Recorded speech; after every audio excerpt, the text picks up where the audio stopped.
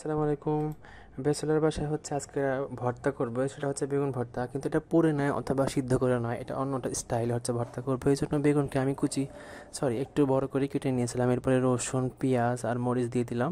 এখানে কেউ চাইলে শুকনো মরিচ ইউজ করতে পারে, কিন্তু আমি শুকনো মরিচের ঝালটা একটু অ্যাভয়েড করি, সো কাঁচামরিচ দিয়েছিলাম। এরপরে তেল দিয়ে নিলাম, এটাকে একটু হালকা আমি ভেজে নিব। এরপরে হচ্ছে বেগুনগুলো এর মধ্যে অ্যাড করে দিব। এভাবে ভর্তা করলে কিন্তু আসলে দারুণ স্বাদ লাগে। কত রকম করে বেগুনের আইটেম খাওয়া যায় আসলে আমরা সেটা জানি না, বা জানলেও চেষ্টা করি না আমাদের সময়ের অভাবে। আমরা এভাবে ভর্তা করতেছিলাম।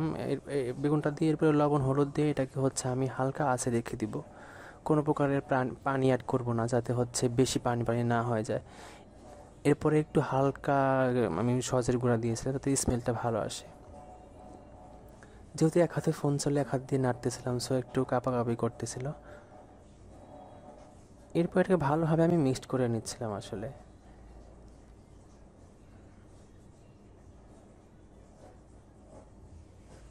ভালোভাবে মিক্সড করার পর এটাকে আমি ঢাকনা দিয়ে কিছুক্ষণ রেখে দিব। দেখবেন এটা থেকে পানি বের হয়ে আসছে এবং অল্প সিদ্ধ বা ফুল সিদ্ধ হয়ে যাবে। এই পানি থেকেই, এক্সট্রা কোনো পানি অ্যাড করতে হবে না।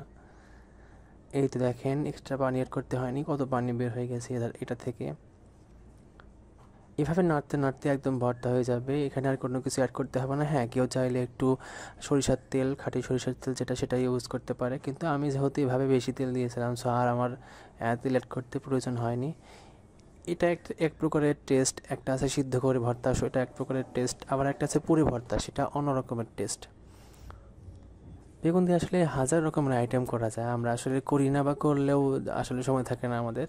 এরপর আমি খুন্তি দিয়ে এভাবে হচ্ছে করে নিচ্ছিলাম, যাতে হচ্ছে ভালোভাবে এটা ভর্তা হয়ে যায়। এভাবেই ভর্তা করে শেষ করে দিব একদম।